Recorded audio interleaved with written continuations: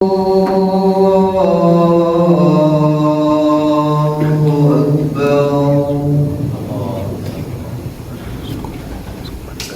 أن لا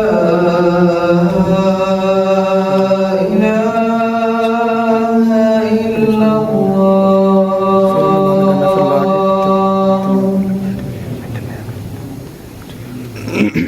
أشهد أن لا إله إلا الله.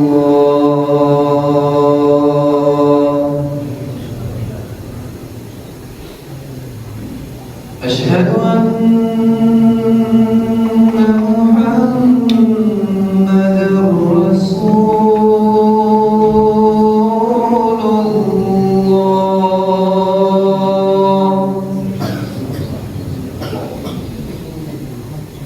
أشهد أن محمدًا رسول الله.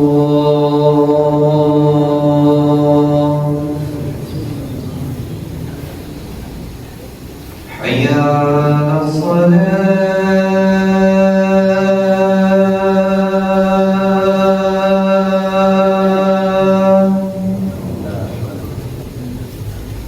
حي على الصلاة.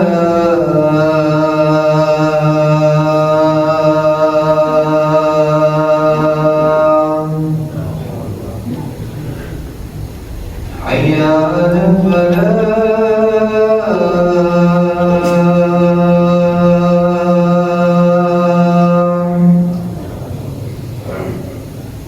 حي على الفلاح.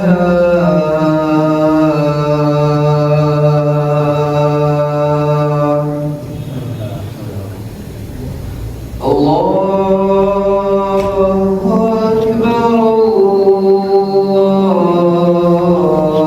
الله أكبر. لا إله إلا الله.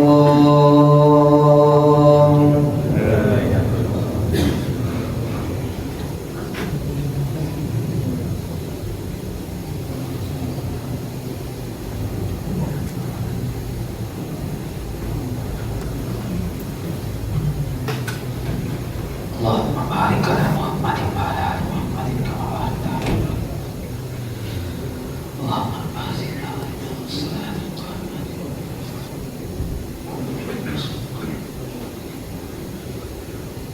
السلام عليكم ورحمة الله وبركاته. إن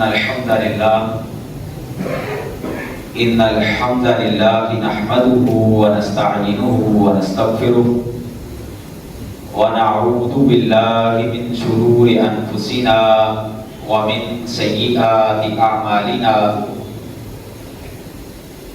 من يهده الله فلا مضل له ومن يضلله فلا هادي له.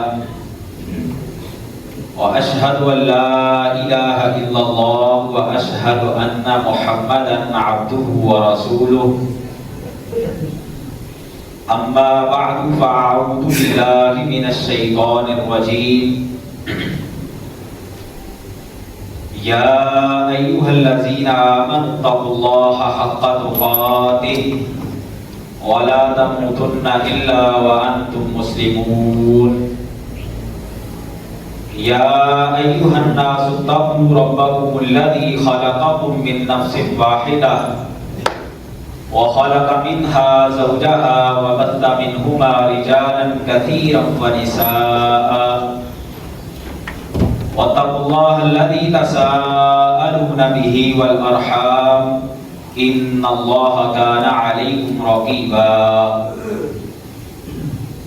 يا أيها الذين آمنوا اتقوا الله وقولوا قولا سديدا يصلح لكم أعمالكم ويغفر لكم ذنوبكم ومن يطع الله ورسوله فقد فاز فوزا عظيما.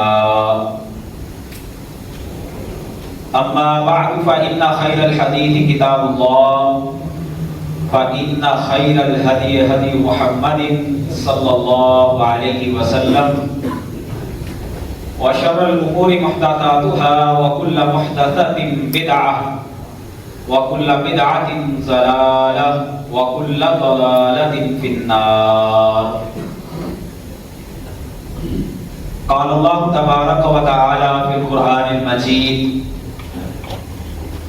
يا أيها الناس إنا خلقناكم من ذكر وأنثى وجعلناكم شعوبا وقبائل لتعارفوا إن أكرمكم عند الله أتقاكم إن الله عليم خبير. وقال النبي صلى الله عليه وسلم: إن ربكم واحد وإن أباكم واحد لا فضل لعربي على عجمي أو كما قال عليه الصلاة والسلام. ہر قسم کی تعریفات، تسبیحات و تمجیدات و تحلیلات، پاک، مطہر، معلا کلمات اللہ مالک الملک کے لیے ہیں، جو اس کائنات کا خالق، مالک، رازق، داتا ہے. درود و سلام آقائے دو جہاں، سرور کونین، تاجدار انبیاء، ختم الرسل، امام الموحدین، امام المجاہدین، جناب حضرت محمد رسول اللہ صلی اللہ علیہ وسلم کی ذات اقدس کے لیے ہے. محترم سامعین و سامعات، لائق عزت تقریب میرے معزز بھائیوں، پچھلے کچھ خطبات سے سورہ الحجرات کی اخلاقی تعلیمات کے حوالے سے ہماری گفتگو چل رہی ہے. اللہ رب العالمین نے اس سورہ کے اندر جو معاشرتی تعلقات ہیں ان کے حوالے سے ہمیں بڑی بہترین تربیت اور اخلاق کو سنوارنے والی ہدایات دی ہیں. آج کے خطبے سے پچھلے خطبات کی جو آیات تھیں ان میں اللہ رب العالمین نے جب کوئی بات کی تو اس میں انداز یہ تھا: یا ایھا الذین آمنوا، اے ایمان والو، لا تقدموا بین یدی اللہ ورسولہ، یا ایھا الذین آمنوا ان جاءکم فاسق بنبأ فتبینوا، یا ایھا الذین آمنوا لا یسخر قوم من قوم، یا ایھا الذین آمنوا اجتنبوا کثیرا من الظن. کیا ایمان والو، تم اللہ اور اس کے رسول سے آگے بڑھنے کی کوشش مت کیا کرو. اے ایمان والو، اگر تمہارے پاس کوئی فاسق خبر لے کے آئے تو اس کی تحقیق کر لیا کرو. اے ایمان والو، تم ایک دوسرے کا مذاق مت اڑایا کرو، تم ایک دوسرے کو تانے مت دیا کرو، ایک دوسرے کے الٹے نام مت لیا کرو. اے ایمان والو، تم گمان کرنے سے بچ جاؤ، گمان کرنا گناہ ہوتا ہے. اے ایمان والو، تم جاسوسیاں مت کیا کرو، اور اے ایمان والو، تم ایک دوسرے کی غیبت مت کیا کرو. اور اس آیت میں جو میں نے آج کے خطبہ میں آپ کے سامنے پڑھی ہے، اس میں اللہ رب العالمین فرماتے ہیں: یا ایھا الناس، اے پوری کی پوری انسانیت. اللہ رب العالمین نے یہاں صرف ایمان والوں کو مخاطب نہیں کیا، بلکہ پوری کی پوری انسانیت کو اللہ رب العالمین نے یہاں پہ مخاطب کیا. اور اس سے پتہ یہ چلتا ہے کہ یہ سورہ الحجرات، اس میں صرف مسلم سوسائٹی نہیں بلکہ پوری انسانیت کے لیے، وہ چاہے غیر مسلم ہی کیوں نہ ہو، یہ سورت اپنے اندر ان کے لیے بھی درس اور اسباق رکھتی ہے. اللہ رب العالمین فرماتے ہیں اے لوگوں ہم نے تم کو ایک مذکر اور ایک مؤنث سے پیدا کیا ہے. تم سارے کے سارے ہی آدم کے بیٹے اور حوا کی بیٹیاں. وَجَعَلْنَاكُمْ شُعُوبًا وَقَبَائِلَ اور ہم نے یہ جو تمہیں مختلف قبائل کے اندر اور یہ جو مختلف تمہارے قبیلے ہیں ان میں ہم نے تمہیں اس لیے ڈیوائیڈ کیا ہے جسٹ لِتَعَارَفُوا تاکہ تم ایک دوسرے کا تعارف اور پہچان کر سکو, مختلف سروسز دے سکو. یہ فلاں کام کرنے والا ہے, یہ فلاں قبیلے سے تعلق رکھنے والا ہے. اس کا مقصد صرف یہ ہے ان کی بنیاد پہ کسی کو کوئی برتری, کسی کو کوئی فضیلت, کسی کو کوئی مقام, کسی کا اعلیٰ ہونا, کسی کا چھوٹا ہونا یہ بالکل نہیں ہے. فرمایا ان اکرمکم عند اللہ اتقاکم, اگر تم یہ سمجھتے ہو کہ عزت اللہ کے ہاں کس بنیاد پر ملتی ہے تو اس بات کو اچھی طرح سمجھ لو, وہ صرف ایک بات ہے جو تم میں سے جتنا متقی ہوگا اللہ کے ہاں وہ اتنا ہی معزز ہوگا. ہمارے معاشروں میں یہ جو بگاڑ, یہ فسادات, یہ لڑائیاں, یہ تعصبات, یہ جو آج مختلف ایک دوسرے کے متعلق روشیں ہمیں نظر آتی ہیں, اس کے پیچھے بہت بڑی وجہ, ایک بہت بڑا فیکٹر وہ یہ تقسیمات ہیں. وہ تقسیمات چاہے لسانی بنیاد پر ہو کہ یہ انگریزی ہے, یہ عربی بولنے والا ہے, یہ پنجابی ہے, یہ بلوچی ہے, یہ سندھی ہے, وہ اس بنیاد پر چاہے تقسیم ہو یا ہمارے ہاں نسلی بنیاد پہ اس کی ذات فلاں ہے, اس کی تو فلاں کاسٹ ہے, یہ تو فلاں برادری سے تعلق رکھتا ہے, چاہے وہ رنگ کی بنیاد پہ یہ گورا ہے, یہ کالا ہے, کسی بھی بنیاد پہ تقسیم کی گئی ہو, یہ ساری کی ساری تقسیمیں اللہ رب العالمین کے ہاں ان کی کوئی حیثیت نہیں ہے. اللہ کے ہاں کیا ہے, انا خلقناکم من ذکر و انثی, ہم نے تم سب کو ایک مذکر اور ایک مؤنث سے پیدا کیا. یہ تمہاری بنائی ہوئی تقسیمیں, یہ تمہارے بنائے ہوئے یہ فسادات, چاہے وہ تم نسلی بنیاد پہ کرتے ہو, چاہے تم رنگ کی بنیاد پہ کرتے ہو, چاہے تم زبانوں کی بنیاد پہ کرتے ہو, کسی بھی بنیاد پہ تم یہ کھڑے کرتے ہو, اللہ کے ہاں ان کی کوئی ویلیو نہیں ہے. یہ جو تم نے زبانوں کی بنیاد پہ آپس میں نفرت کی دیواریں کھڑی کر لی, یہ جو تم نے نسلوں کی بنیاد پہ آپس میں نفرتوں کے پہاڑ کھڑے کر لیے, یہ جو تم نے رنگوں کی بنیاد پہ ایک دوسرے سے عداوتیں رکھ لی ہیں, ان سب کو ختم کر دو, کیونکہ تم سب کے سب ایک ہی باپ اور ایک ہی ماں کی اولاد ہو. تمہارے اندر ان بنیادوں پہ اور ان تقسیموں میں اللہ کے ہاں کوئی بھی برتری اور عزت پانے والا نہیں. اگر ہم اپنے اس بر صغیر کی بات کریں تو اس کی 2000 سال پرانی تاریخ ہے. اس بر صغیر کے اندر ہمارے ذات پات کا ایک بڑا نظام نظر آتا ہے. اس بر صغیر میں جو سب سے پہلے اور پرانے رہنے والے لوگ تھے وہ دڑابڑ تھے, جو گندمی رنگ اور اس طرح کے لوگ تھے. پھر باہر سے آریہ آئے جو لمبے بڑے قدوں والے اور گورے رنگ کے تھے. انہوں نے ان دڑابڑوں کے ساتھ لڑائی کی تو اس بنیاد پر یہاں پر 4 مختلف طبقات کے اندر لوگوں کو ان آریوں نے تقسیم کر دیا. ایک برہمن اور اسی طرح ایک کھتری, ایک ویش اور ایک شودر. ان کے جو حمایتی تھے ان کو انہوں نے برہمن بنا دیا کہ یہ بڑی اعلیٰ نسل کے ہیں, یہ اعلیٰ خاندانوں کے ہیں, اور وہ جو ان کے محافظ بن گئے ان کو انہوں نے کھتری کے نام سے ایک باقاعدہ نسل کھڑی کر دی.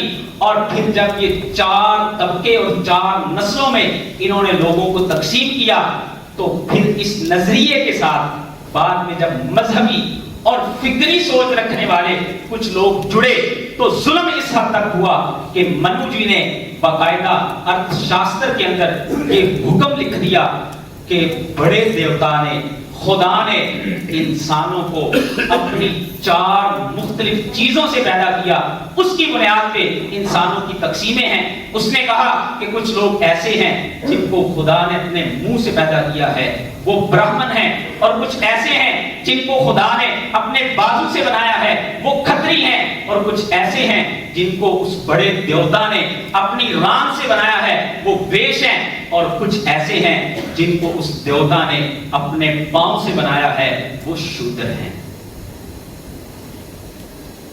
اور پھر اسی ارتھ شاستر میں یہاں تک بھی لکھ دیا گیا کہ اگر یہ تقسیم اس قدر ظالم ہو گئی کہ اگر کسی برہمن کے سامنے کوئی شودر آ کے بیٹھتا ہے تو اس کو سزا دی جائے گی، اور اس کے سرین جو ہیں ان کو آگ کے اوپر جلایا جائے گا۔ یہاں تک یہ تقسیم زور پکڑ گئی، لیکن اسلام نے ان سب تقسیموں کو ختم کر کے ہمیں درس یہ دیا، اِنَّا خَلَقْنَاكُمْ مِنْ ذَكَرٍ وَأُنْثَىٰ، اے انسانوں ہم نے تمہیں ایک مذکر اور ایک ہی مؤنث سے پیدا کیا ہے۔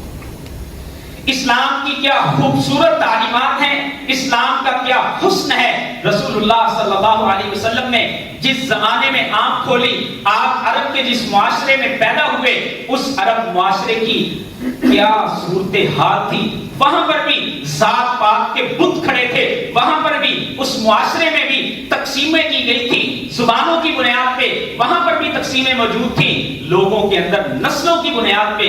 رسول اللہ صلی اللہ علیہ وسلم کے زمانے میں حد یہاں تک پہنچی ہوئی تھی کہ باقاعدہ عرب کے اندر جب میلے لگتے تو وہاں پہ لوگ ایک دوسرے کے مقابلے پہ شعر و شاعری کیا کرتے، اور شعر و شاعری کی باقاعدہ ایک قسم تھی جس میں دوسرے قبیلے کے لوگوں کی ہجو کی جاتی، ان کو جو ہے وہ ذلیل اور بدنام کیا جاتا، اور جو آدمی اس معاشرے میں یہ کام سر انجام دیا کرتا تھا اس کو لوگ بڑا لکھا اور سمجھدار سمجھا۔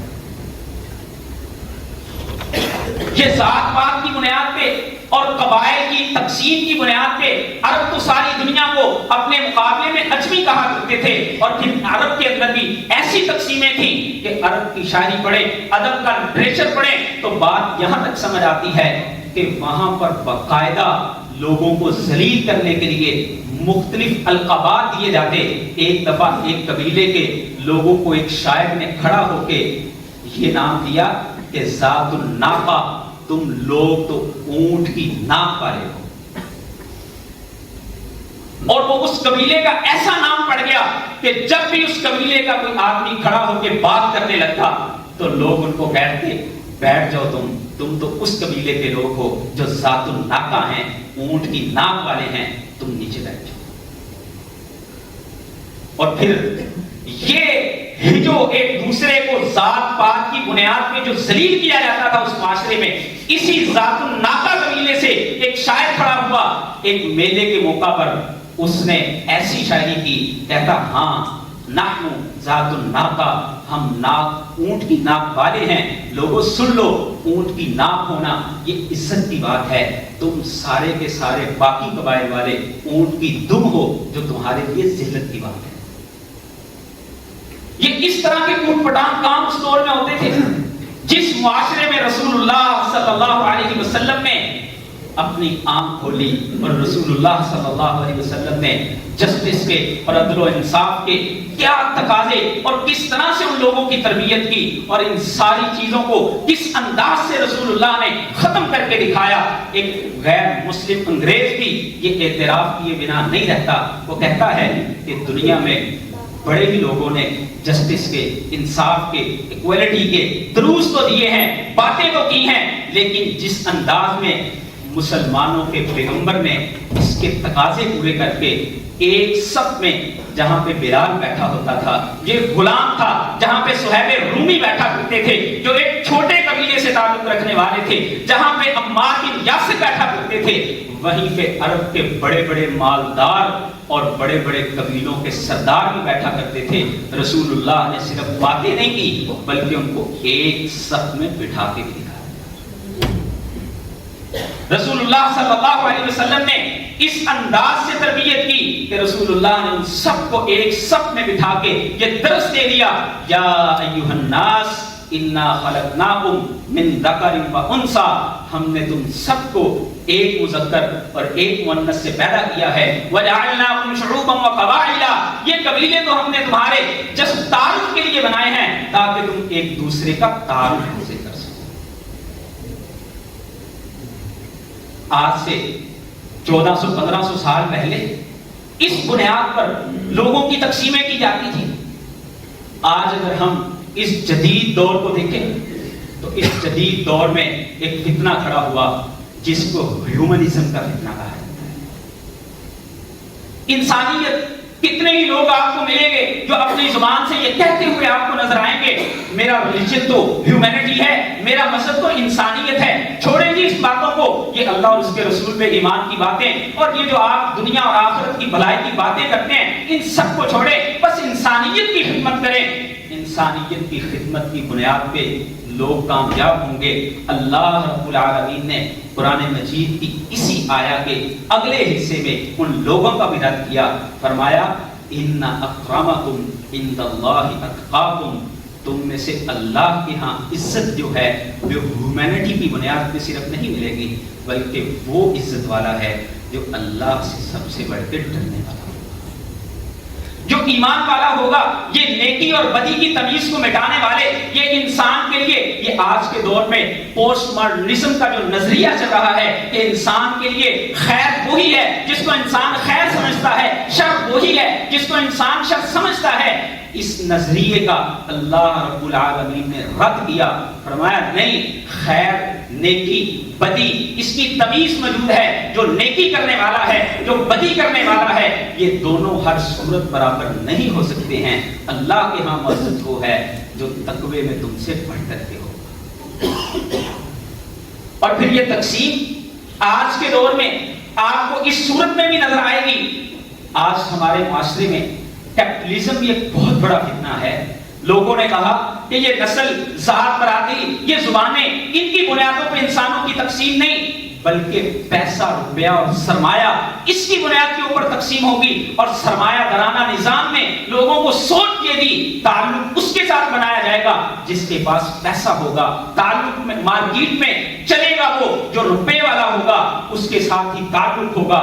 آج اسی کا نتیجہ ہے ہمارے بڑے بڑے بیوروکریٹس اور بڑے بڑے سیاستدان وہ ان سب چیزوں کو پیچھے چھوڑ کے اگر ترجیح دیتے ہیں تو وہ سرمایہ داری ہوگی۔ اللہ رب العالمین نے فرمایا ان اکرمکم عند اللہ اتقاکم، لوگوں اس بات کو یاد رکھنا، اگر تم یہ جاننا چاہتے ہو کہ اللہ کے ہاں معزز کون ہے، عزت والا کون ہے، تو یہ روپیہ، پیسہ، یہ تمہاری ذات پات کی تقسیمیں، یہ تمہاری زبانی بنیادوں پر تقسیمیں، یہ تمہاری رنگ کی بنیاد پر تقسیمیں، یہ سب کچھ جو ہے یہ پیچھے ہے۔ اللہ کے ہاں معزز وہ ہیں جو تقوی والے ہوتے ہیں۔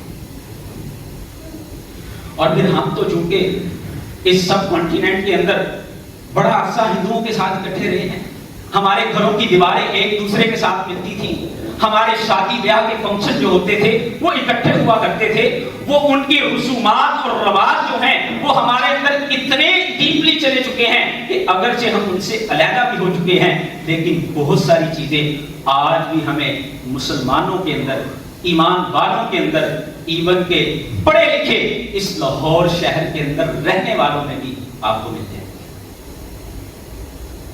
رسول اللہ صلی اللہ علیہ وسلم نے فرمایا تھا، آپ نے فرمایا اسنان فی امتی ہما بہم کفر، فرمایا میری امت کے اندر دو چیزیں ایسی ہوں گی جو کفر والے کام ہیں۔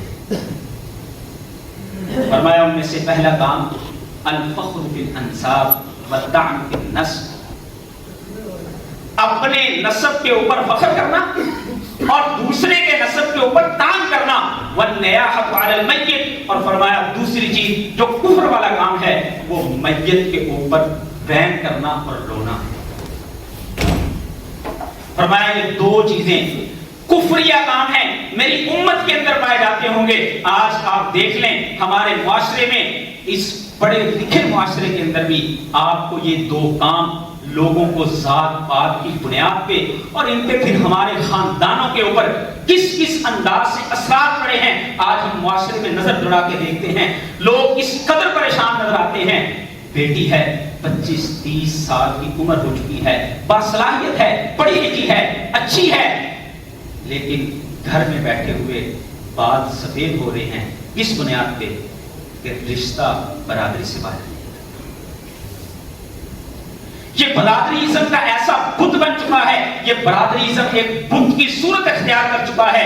اس کے اثرات ہمارے خاندانوں میں پڑے ہیں. رسول اللہ صلی اللہ علیہ وسلم نے اس برادریزم کے بت کو کس طرح سے پاش کیا تھا. اللہ کے نبی کے منہ بولے بیٹے تھے جو غلام تھے, زید بن حارثہ رضی اللہ تعالی عنہ. اللہ کے نبی نے ان کا رشتہ اپنی پھپھو کی بیٹی جو سید زادہ تھی ان کے ساتھ کر کے اس برادریزم کے بت کو توڑ کے رکھا. کیونکہ ان کے ہاں رشتے جوڑے جاتے تھے دین کی بنیاد پہ, اسلام کی بنیاد پہ. ان کے ہاں رشتے بنائے جاتے تھے. تہذیب اور کلچر کو اگر فروغ دیا جاتا تھا تو اس کی بنیاد نسلی نہیں ہوا کرتی تھی, اس کی بنیاد لسانی نہیں ہوا کرتی تھی, اس کی بنیاد اپنا قبیلہ اور برادری نہیں ہوا کرتی تھی. ان کے ہاں جو چیز دیکھی جاتی تھی وہ دین دیکھا جاتا تھا. اس کا دین کیسا ہے, اس کا اخلاق کیسا ہے. رسول اللہ صلی اللہ علیہ وسلم نے ہمارے معاشرے کی اس انداز میں تربیت کی. اور آج بھی ہم اپنے اس پاکستان کو دیکھیں, اس پاکستان کو ہمارے کچھ علاقے آج بھی زبانی بنیادوں پر اتنے ڈیپلی تعصب کے اندر ہیں کہ کوئی پنجابی وہاں پر جا نہیں سکتا, لوگ گاڑی سے نکال کے شوٹ کر دیتے ہیں لسانی بنیادوں پر. یہ پنجابی بلوچستان کے اندر آ گیا. ان بنیادوں پہ یہ وہ نسلی تعصبات ہیں جن کو اللہ رب العالمین سورہ الحجرات کی اس آیت میں مجھے اور آپ کو درس دیتے ہوئے کہہ رہے ہیں, لوگوں اس بات کو ذہنوں میں رکھو. انا خلقناکم من ذکر و انثی, تم سب کے سب ہی آدم کے بیٹے اور حوا کی بیٹیاں ہو. آج بھی آپ اپنے معاشروں میں نظر دوڑا کے دیکھیں, آپ کو ایسے ایسے لوگ بھی نظر آئیں گے. اور بالخصوص میں کہتا ہوں شاید دیہاتوں کے اندر یہ جہالت زیادہ ہے, لوگ آج بھی انسانوں کو کمی کہنے کو پڑھتے ہیں. یہ تو ہمارا کمی ہے, یہ تو ہمارا کام کرنے والا ہے, اس کا تعلق تو کمی خاندان کے ساتھ ہے. اس کا کیا مرتبہ, اس کی جرت کیسے ہو گئی کہ یہ ہماری پنچایت کے اندر آ کے بیٹھ گیا. یہ تو کمیوں کا بیٹا ہے نا, اس کی جرت کیسے ہو گئی کہ یہ ہمارے برابر آ کے بیٹھ گیا. آج بھی ایسی جہالتیں ہمارے معاشرے کے اندر موجود ہیں. اللہ رب العالمین قرآن مجید کی اس آیت میں مجھے اور آپ کو درس دے رہے ہیں کہ انسانوں اپنے ذہنوں کو ان بنیادوں پہ ڈیوائیڈ مت کرو. اپنے ذہنوں کو ان تقسیموں پہ, یہ زبانی ہو, یہ لسانی ہو, یہ تمہارے نسلی ہو, یہ تمہارے رنگ ہو, ان کی بنیادوں پہ, چونکہ یہ تو کسی کے اختیار بھی نہیں. کسی کا کسی انگریز کے گھر میں پیدا ہونا یہ اس کے اختیار میں نہیں ہے. کسی کا کسی فلاں ذات کے اندر پیدا ہو جانا یہ اس کے اختیار میں نہیں ہے. کسی کا کالا یا گورا پیدا ہو جانا یہ اس کا اختیار نہیں ہے, یہ اللہ رب العالمین کا اختیار ہے. اللہ جس کو جہاں چاہتے ہیں پیدا کر دیتے ہیں. جب اس پہ تمہارا اختیار ہی نہیں ہے تو پھر تم کیوں ان بنیادوں پہ لوگوں کو ڈیوائیڈ کرتے ہو. یہ نسلی تعصبات جو ہیں, یہ ان بنیادوں کے اوپر رکھے جانے والے جو تعصبات ہیں, ان کو اپنے اندر سے اکھاڑ کے باہر پھینک. رسول اللہ صلی اللہ علیہ وسلم کی مجلس ہے, اللہ کے نبی صلی اللہ علیہ وسلم کے پاس کچھ عرب قبائل کے سردار آئے, آگے کہنے لگے اے محمد صلی اللہ علیہ وسلم, ہم تمہاری بات سننے کے لیے تیار ہیں, لیکن ہماری ایک شرط ہے. وہ شرط کیا ہے کہ تمہاری مجلس میں یہ بلال بیٹھے ہوتے ہیں, تمہاری مجلس میں یہ صہیب رومی جو ہمارا غلام تھا یہ بیٹھا ہوتا ہے, یہ عمار یاسر جو بڑے چھوٹے خاندان سے تعلق رکھنے والا ہے یہ اس مجلس میں بیٹھا ہوتا ہے. ہم کیسے تمہاری مجلس میں ان کے برابر آ کے بیٹھیں کہ کل وہ لوگ کہیں کہ تم فلاں قبیلے کے سردار ہو کے اس غلام کے ساتھ بیٹھے ہوئے تھے. اللہ رسول اللہ صلی اللہ علیہ وسلم دل میں بات آئی کہ چلو میں ان کے لیے کوئی الگ سٹنگ ارینج کرتا ہوں, جس میں صرف ان کو میں بلا کر کے بات سناتا. اللہ رب العالمین نے قرآن مجید میں آیت نازل فرمایا نبی محمد صلی اللہ علیہ وسلم وَلَا تَطْرُدِ الَّذِينَ يَدْعُونَ رَبَّهُمْ بِالْغَدَاةِ وَالْعَشِيِّ يُرِيدُونَ وَجْهَهُ. اے اللہ کے نبی محمد صلی اللہ علیہ وسلم نظر انداز مت کیجئے ان لوگوں کو جو صبح اور شام اپنے رب کو پکارنے والے. فرمایا اگر آپ ان کو نظر انداز کریں گے صرف اس بنیاد پہ فَتَكُونَ مِنَ الظَّالِمِينَ, اللہ آپ کا نام بھی ظالم. اتنی بڑی بات رسول اللہ صلی اللہ علیہ وسلم کے صحابی ایک دن سیدنا ابوبکر صدیق بیٹھے تھے. صحیح مسلم کے اندر حدیث ہے, سیدنا ابوبکر صدیق بیٹھے, ان کے پاس کچھ صحابہ جو چھوٹے درجے کے جن کو ان معاشرے کے لوگ سمجھا کرتے تھے, انہوں نے ابو سفیان کو دیکھا. ابو سفیان وہاں سے گزرا جو ابھی مسلمان نہیں ہوئے تھے. بعض صحابہ نے کہا یہ ابو سفیان ابھی تک دندناتا پھرتا ہے, چھوڑو میں اس کی گردن اتارتا ہوں. حضرت ابوبکر صدیق کو یہ انداز پسند نہ آیا. حضرت ابوبکر صدیق نے کہا تم نے ایک قبیلے کے سردار کے متعلق اس طرح کی بات کی جو نازیبا ہے, یہ تمہیں نہیں کرنا چاہیے تھا. اللہ کے نبی صلی اللہ علیہ وسلم کو جب پتہ چلا, اللہ کے نبی نے فرمایا اے ابوبکر یہ بات تو نے صرف بلال کو نہیں کی ہے, اور یہ بات کر کے تو نے صرف بلال کو ناراض نہیں کیا ہے. فرمایا لَإِنْ أَبْغَضْتَهُمْ لَقَدْ أَبْغَضْتَ رَبَّكَ, اگر ان کے اوپر اس بات پہ تو ناراض ہو رہا ہے تو تو ان کے اوپر ناراض ہوگا, تیرے اوپر تیرا رب ناراض ہوگا. فرمایا اگر لَإِنْ أَبْغَضْتَهُمْ لقد ابغضت ربک, اگر تو ان پہ اس بات پہ ناراض ہوگا. تو اسی لیے صحابہ اکرام بعد میں جب ابوبکر صدیق رضی اللہ تعالی نے حضرت بلال کو آزاد کر دیا تو صحابہ کہا کرتے تھے سیدنا اعتق سیدنا, ہمارے سردار حضرت ابوبکر صدیق نے ہمارے سردار حضرت بلال کو آزاد کر دیا. اور بڑا حیران ہوتا ہوں میں جب ہمارے معاشرے میں بعض اس طرح کے لوگ بھی نظر آئیں گے جو اس بنیاد پہ کہ میرا تعلق تو رسول اللہ کے خاندان سے ہے, میں تو سید زادہ ہوں, میں تو مخدوم ہوں, میں تو ہاشمی ہوں, اس بنیاد پہ میرا احترام کیا جائے. اور شاید وہ اخلاقیات کے پرلے درجے کے ہوں, کبھی نماز کے قریب بھی نہ آئے ہوئے ہوں, ایسے لوگوں کا رسول اللہ کے خاندان سے کوئی تعلق نہیں. ہر کوئی انسان سید ہے جو رسول اللہ کی سنتوں کا شدائی ہے, جو رسول اللہ صلی اللہ علیہ وسلم کی سنتوں پہ پیچھے چلنے والا ہے. صحابہ بلال کو کیوں سید کہا کرتے تھے؟ وہ رسول اللہ کی سنتوں پہ شدائی تھے, وہ رسول اللہ کے طریقوں کے اوپر مرد مٹنے والے تھے. ابراہیم علیہ السلام کا واقعہ اللہ نے قرآن میں نقل کیا ہے. باپ اسلام نہیں لے کے آیا, صحیح بخاری میں حدیث ہے, رسول اللہ صلی اللہ علیہ وسلم نے فرمایا کل قیامت کا دن ہوگا, ابراہیم کہیں گے اے اللہ میرا باپ آج جہنم میں جا رہا ہے, اس سے بڑھ کے بھی رہیں گے رسوائی کی بات کیا ہو سکتی ہے. اللہ کہیں گے ابراہیم اپنے قدموں کی طرف دیکھیے, ابراہیم اپنے قدموں کی طرف دیکھیں گے, اللہ ابراہیم علیہ السلام کے باپ کی شکل کو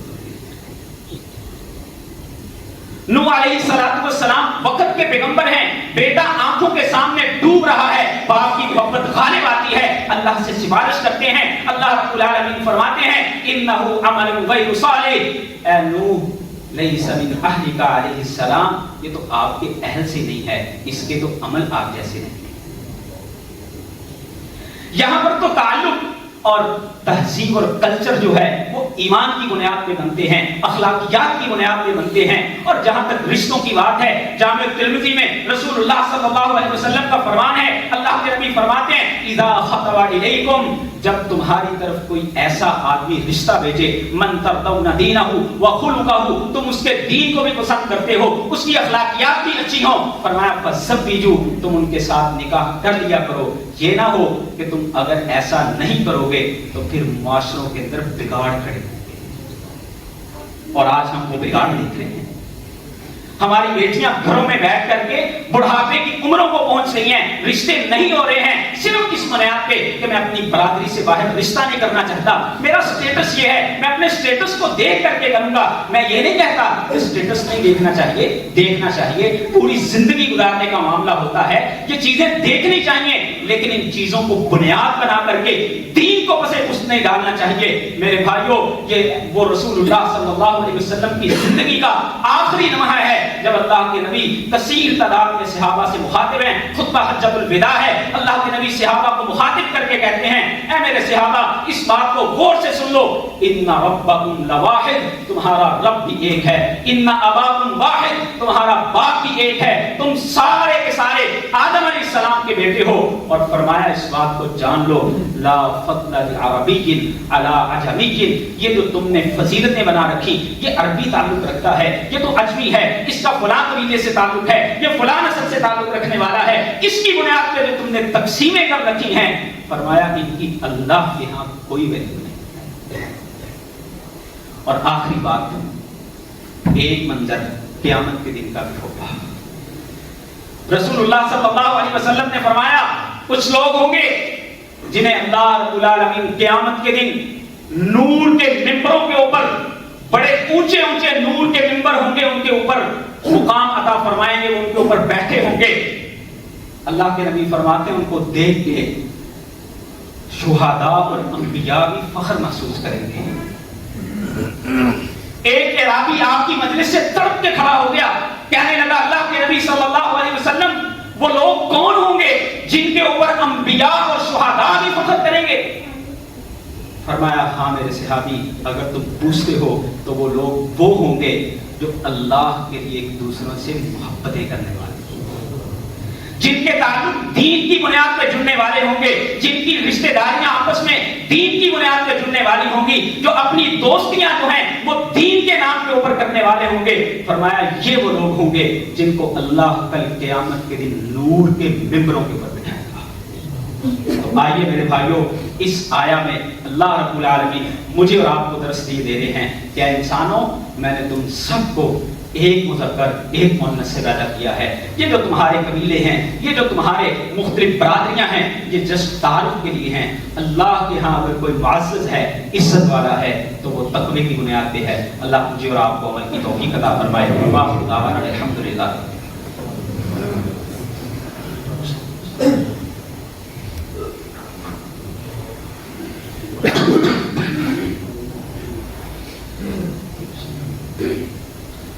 إن الحمد لله نحمده ونستعينه ونستغفره ونعوذ بالله من شرور أنفسنا ومن سيئات أعمالنا، من يهده الله فلا مضل له ومن يضلل فلا هادي له، وأشهد أن لا إله إلا الله وأشهد أن محمدا عبده ورسوله، أما بعد فأعوذ بالله من الشيطان الرجيم، إن الله وملائكته يصلون على النبي يا أيها الذين آمنوا صلوا عليه وسلموا تسليما، اللهم صل على محمد وعلى آل محمد كما صليت على إبراهيم وعلى آل إبراهيم إنك حميد مجيد، اللهم بارك على محمد وعلى آل محمد كما باركت على إبراهيم وعلى آل إبراهيم إنك حميد مجيد۔ کچھ بھائیوں نے دعا کے لیے کہا ہے، بیماروں کے لیے دعا فرما دیں، اللہ تعالیٰ بیماروں کو صحت عطا فرمائے۔ ہمارے نمازی ہیں شفیع صاحب، ان کے کچھ جاننے والے بیمار ہیں، اللہ ان کو صحت عطا فرمائے۔ ہمارے بھائی اس دنیا کو چھوڑ کے ہیں، اللہ تعالیٰ ان کی مغفرت فرمائے۔ جتنے دیگر احباب کے جاننے والے چھوٹے بڑے اس دنیا کو چھوڑ کے، اللہ ان کی قبروں کو جنت کے باغوں میں سے باغ بنا دے۔ اللهم اغفر لنا وللمؤمنین والمؤمنات والمسلمین والمسلمات، اللهم الف بین قلوبهم واصلح ذات بینهم وانصرهم على عدوك وعدوهم، اللهم اعز الاسلام والمسلمين، اللهم ايد الجهاد والمجاهدين، اللهم انصر المجاهدين الذين يجاهدون في سبيلك في كل مكان، اللهم اشف مرضانا ومرضى المسلمين، اللهم اشف مرضانا ومرضى المسلمين، اللهم انت الشافي لا شافي الا انت، اللهم اشف كل مريض، اللهم اشف كل مريض، اللهم انا نسالك جنة الفردوس ونعوذ بك من النار، اللهم انك عفو كريم تحب العفو فاعف عنا، لا اله الا انت سبحانك اني كنت من الظالمين، سبحان ربك رب العزة عما يصفون وسلام على المرسلين والحمد لله رب العالمين۔